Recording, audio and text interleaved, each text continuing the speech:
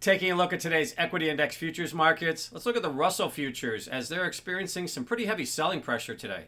Russell futures currently down a little over 2% coming off the intraday lows where they were down over 2.5%. But when you look at it relative to the other major equity index futures markets, the Russell futures are under some significant pressure today as they're trading down to the lowest level in basically 3 weeks in the price action today. And looking at the driving factors, really the primary driver appears to be the shifting dynamic in the interest rate environment, and that's perceived as being more of a headwind for the small caps, particularly if interest rates are going to hold up for longer.